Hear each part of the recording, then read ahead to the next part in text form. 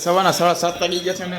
Hello નમસ્કાર જય Balaji, welcome to my new vlog. તો અત્યારે સવારના પોરમાં જો અહીંયા ચા ઉભરાવા આવ્યો છે અને એ પોતે ત્યાં હાથ હોય. Good morning. Good morning. હે ન ઉપરાય એમ તો રાખજો એમને હમણાં કા રાખો ને ગેસ ફાસ કરો ખબર કે ન ઉપરે. અને ચાલો અત્યારે ભાખરી રોટલી બનાવવાના. હાલો તો મારી કડક ભાખરી કરી નાખો એટલે કઈ વાર નાસ્તો કરી લઈ અને પછી ભાગી ડાયરેક્ટ ઓફિસે.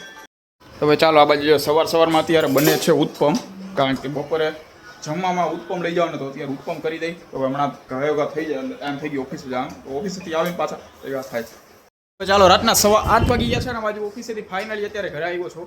આજે ઓફિસેથી નીકળવામાં જ 7:30 વાગી ગયા હતા.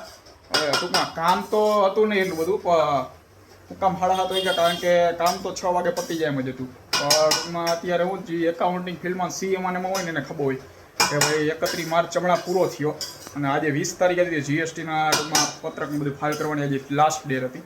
એના હિસાબે ટૂંકમાં ગયા વરનું હતું, આ પછી વર ચેન્જ થઈ ગયું હોય એના હિસાબે બધા ફાઇલ કરતા ને એકાયરે બધા એ 6 તારીખ હતી તે એકાયરે બધા સાઈટમાં લોચા આવતા હતા. આમ જરીક વારે આમ માંડ ખાલી જોવું હોય ને તો કેટલી વાર આમ કરવું પડે. ઘડી વાર બહાર નીકળવું પાછું જવું, બહાર નીકળવું પાછું, બહાર પાછું, એવી રીતના કેટલી વાર કરી ત્યારે માન અંદર જાય. એમાં 2-3 કલાક કરી ગયા એમાં જ. હવે આવું હવે શું કરીએ ગઈ આને ખબર છે બડા આજે શું હોય તને? હે નથી ખબર? હવે ચાલો. અને આ બાજુ અત્યારે તો જો પાવ બટેકા બનાવે ખડખડ કરતી. આમાં શું મૂક્યું તે કુકરમાં? ઓકે ખબર પડી ગઈ.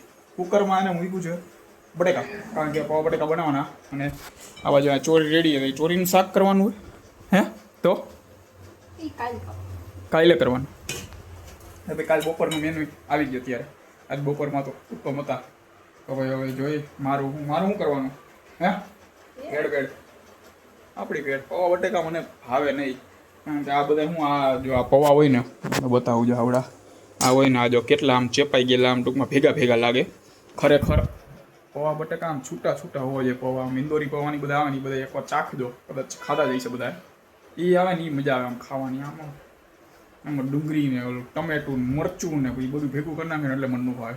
એમાં કાંઈ હોય ને ખાલી ઓલી સેવ ગુંદી હોય માથેથી, કોરી સેવ ગુંદી આવી અને પૌવા, બસ 2 જ વસ્તુ હોય. એ મજા આવે સમજી, એવા કરાય તો આમ કંઈક આમ મજા આવે ખાવાની, ખાઈ શકું વધારે સમજી. આમાં તો મને ઓ ભાઈ એનાથી કાંઈ ન થાય સમજુ. જો થાવા કારક હોય ને ત્યારે થઈ જાય ગમે એનું, કાંઈ ન ખાય ને તોય થઈ જાય. આ 2 માંથી કંઈક ભાઈ હંભળામાં પાછું મૂકે ને બહારનું ભાઈ કાંઈક થયું હોય ને મજા ન હોય ને બીજેથી ડાયરેક્ટ આમ રાહ જોતા હોય ક્યારે આમ પોઈન્ટ મળે ડાયરેક્ટ આમ કહી દઈ. આવું બે ભાઈ શું કરી શકીએ હવે. ચાલો જોઈએ હવે શું થાય છે, શું ખાવાનું થાય છે. તો ભાઈ ચાલો જો આ બાજુ અત્યારે ચા બનાવવા માટે દૂધ લઈને આવી ગઈ છે.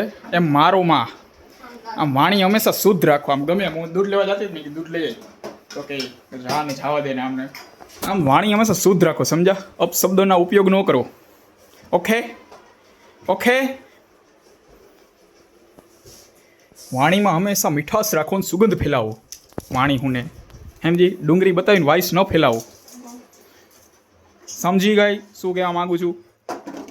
ઓકે અત્યારે આમ બધાને ભાવે એવું કરો, ખાલી 2 જણા ખાય એવું ન કરો. ભેળ બનાવો બધા ખાશે. ઓકે ના કરતી. હવે ચાલો ભાઈ અત્યારે જી હે ખાઈ લે પતિ, વાંધો નથી. અહીંયા આવ્યા ભેગી આ ડીશ ઉઠલાવી ને એમાં અત્યારે જો આવડા ચૂરમાના લાડવા બનાવેલા છે. તો ભાઈ અત્યારે ઘા 1-2 લાડવા ખાઈ લઈ, પછી આ જે બનાવે એ ખાઈ લઈ, પછી થોડીક વાર ટીવી જોઈશ. અને તરબૂચ પડ્યા છે થોડા ઘણા, હવે ખાઈ લે. બાકી પડ્યા 2 દિવસે કાપેલા પડ્યા ને ખોટા પાણીવાળા આવે ને ચેપાઈ જાય ને ઓલા પોચા થઈ જાય, એના કરતાં ખાઈ જાવ આજે પતાવી દઉં. હવે અત્યારે લાડવા ખાઈ લઈ. ક્યારે બનાવ્યા લાડવા? તે બનાવ્યા? હે તું તો નહોત બનાવીનું ભાઈ. આવડે બનાવતા? આવડે હે? હા કરતી. ચાલો એ તો આમ મૂંગી આમ બધાને તેમ લાગતું છે કેવી મૂંગી છે, પણ આમ સાચું કહું ઘરે 1-2 દી ઘરે આવો ને કહો ત્યારે ખાલી જોવો કેટલું આમ આખો દી બગ આમ જીભડો હે આમ ફેર આમ 3 શેરીમાં જાય ને એવડું લાંબુ. હા તો અત્યારે જો બોલી ને ત્યારે એવું કંઈક આમ મારે વતાવવી પડે, આમ બોલાવવું પડે તો બોલે, બાકી એમ ગમે એમ પૂછી મરી જશે. ક્યાં ઓફિસે? હા તો તે પછી એ કે બોલવા વાળો નથી. એકલો હોય તો પછી કોની હારે વાત કરું એમ. કોમાં હોય આમ ફ્રેન્ડ બધે ભાઈ રે ને એવી રીતના હોય તો આમ બોલતા હોય ભાઈ. એકલો એકલો કેમ બોલવું એમ.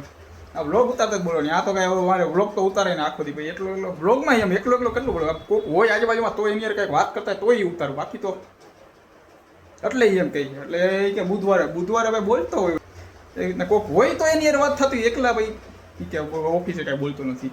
હવે તમે જ છો કોઈ ભાઈ આવી રીતના એક જગ્યાએ જો તમારી ઓફિસે ભાઈ આવી રીતના એક જગ્યાએ સોફા ઉપર બેઠા સામે કોમ્પ્યુટરે એકલા શું કરો? કામ જ કરવાનું, બોલવાના શું નહીં કહે એવું કે ભાઈ સમજે નહીં.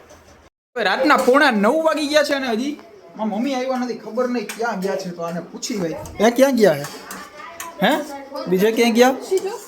તો લાવ ફોન કરું, વ્લોગમાં બતાવું તમને. એટલે બીજો ફોન લેવો જોઈએ. ક્યાં તારો ફોન લઈ લો?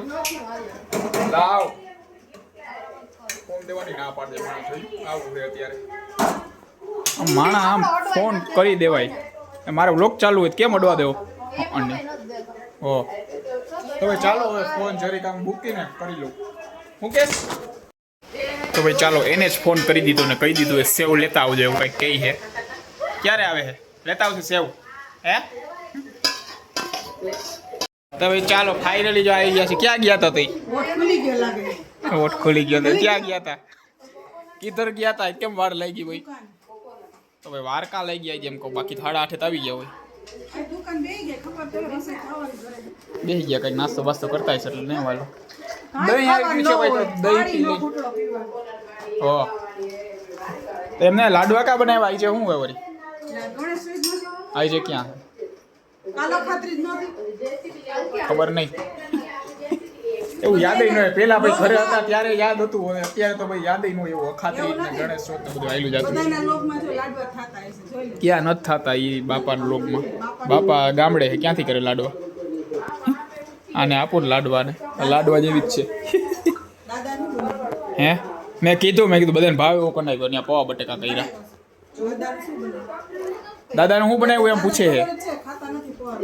મેં કીધું બધાને ભાવે ને એવું કરાય. માયની નહીં કોઈનું કેતો તો ને.